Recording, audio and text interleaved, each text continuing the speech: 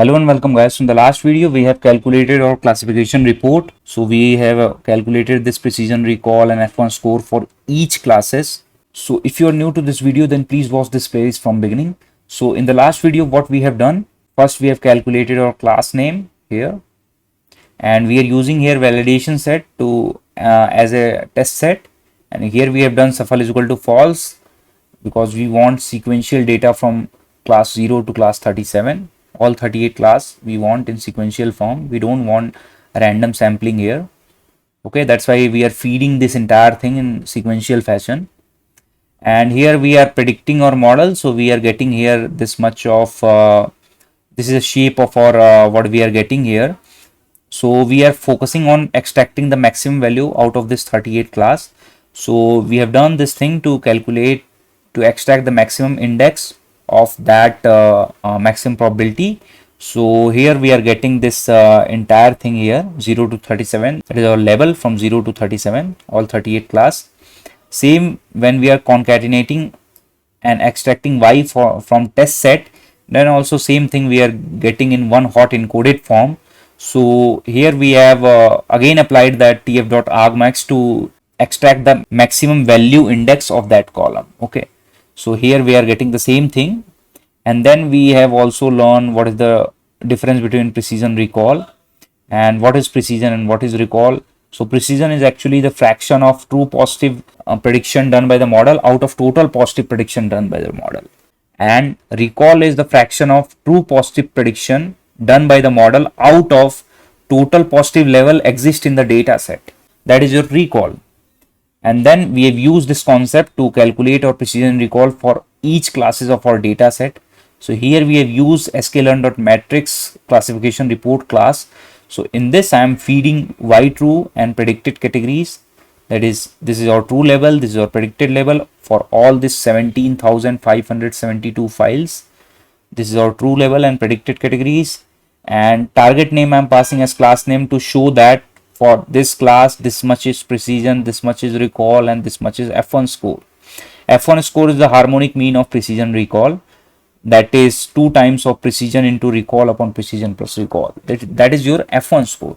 So up to here we have done. Now what we will do in this video, we will calculate the confusion matrix for our model. Okay, so here I am going to import one more class as confusion matrix. That is also a part of sklearn.matrix. So I am importing this. We have successfully imported confusion matrix. Now I will define one variable here, cm. So I am initializing my class confusion matrix. Inside this I have to pass the same thing which we have passed there. So let me first show you the documentation of this sklearn.matrix, and here I will write confusion matrix. Okay, and if I go inside this, then you will see that it's taking two parameter, y true and y predict. Okay, so here I will pass first parameter as y true, and second parameter I will pass y predict, which is our true predicted categories, this one. So I will pass here predicted categories, and that's it. We will print, if I print here cm, then you will see this is our confusion matrix which we are getting here. If I do here cm dot shape 38 cross 38, means that 38 is your predicted categories, 38 is your true categories, like this.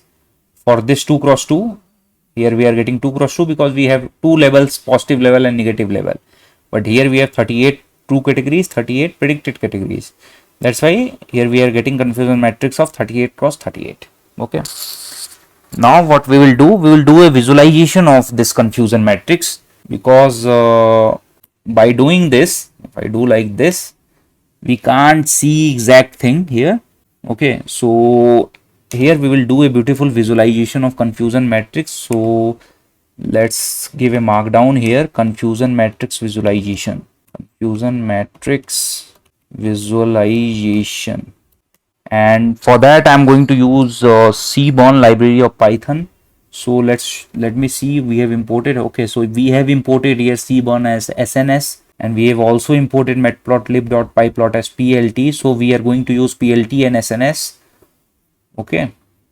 So here what I will do, I'm going to use SNS dot heat map, and here I'm passing my confusion matrix, which is CM.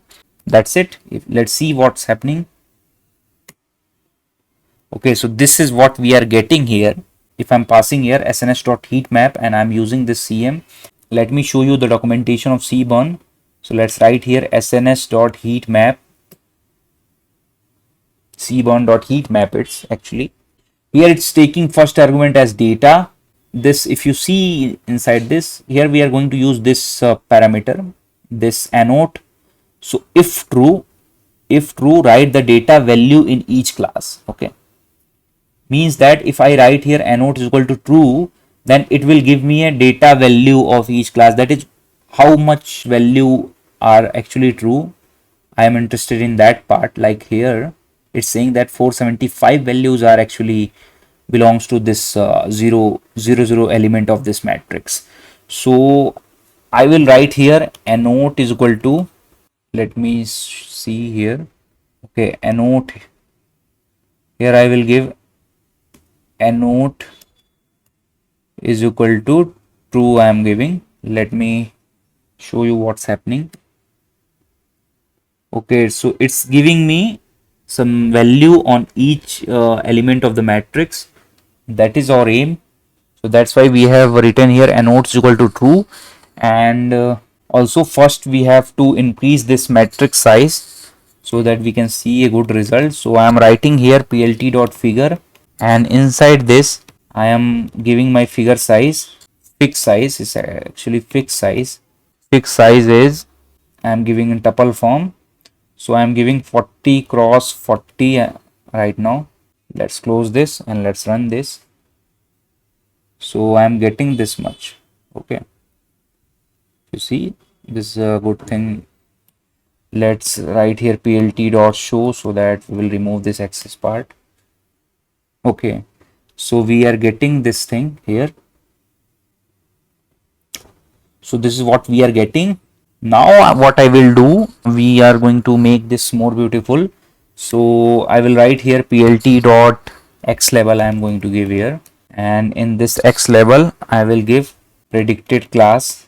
That is, this thing is our predicted class. If you go in here, this thing is your predicted class and this thing is your real class. So I am giving x level as predicted class and plt dot y level as actual class.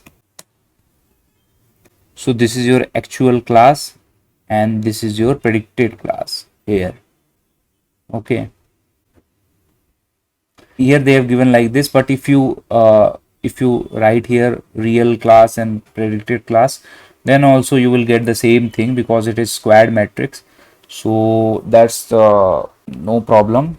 So that's why I am giving here. But if you see the size of this thing is very small, so I will increase this size. So let's give one more parameter here as font size. This font size parameter I am going to give here 20, and the same thing I am going to write here also. Font size is 20. So if I run this, then you will see this font size actual class and this is predicted class. Now it's 20.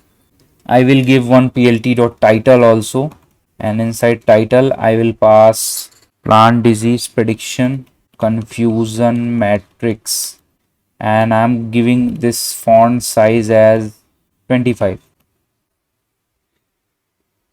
It's saying that plant disease prediction confusion matrix, this is your actual class and this is your predicted class.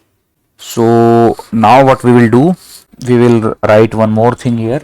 If you see, this is small here, so we want to increase this size. We'll go in the documentation of this Seaborn.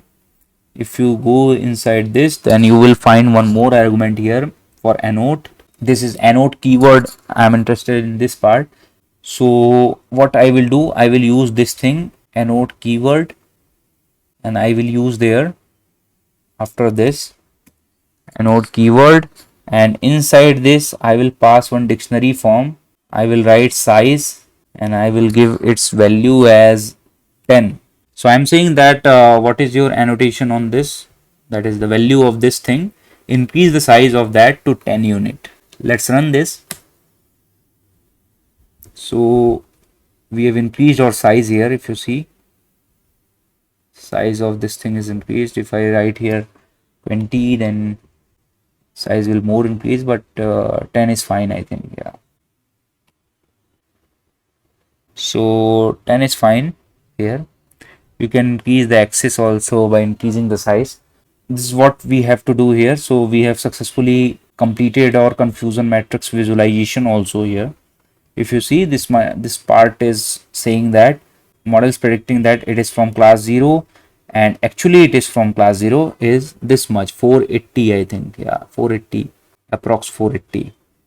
And for this part also, model is saying that it belongs to class 1, and it is actually class 1 is 4.9 e to the power 2, approximately 490. This result is saying that, okay, so this is a confusion matrix.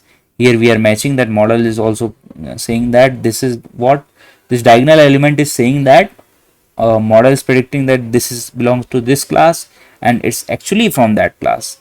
So we are interested in only diagonal element. If this diagonal element is bright, then our prediction is good. If you see, in some part our prediction is not good here. So to improve this model performance, we can tune our model on some other parameter of our model, like by adjusting these things from here, by adjusting these filters and improving the number of neurons and adjusting this loss function. So by doing these things, we can improve our model better than this. But right now we are getting this much of confusion matrix, and this is a visualization of confusion matrix. So in train plant disease, this part we have completed this entire thing from end to end. So first we have imported all the required libraries. Then we have also learned how we can perform training image and validation image pre-processing using Keras. And then we have also iterated our training set, and we have seen what is the shape of our data present in our training set. And then we have also faced the problem of overshooting of the loss function. So we have resolved this thing here, and then we have compiled our model, and then we have performed our model training here, and then we have evaluated our model, and we have also saved our model, so that we can, in future, if we want to perform prediction, then we can simply load this Keras file and perform our prediction. That's why we have saved this model. And we have also recorded the history, and this recorded history we have saved in JSON file. Inside this you have this JSON file and this h5 and Keras file. It's your model, and it's your history of the model. And then we have done the visualization of your model on training set and validation set. So this is what we are getting. Then we have also evaluated our model on some other metrics.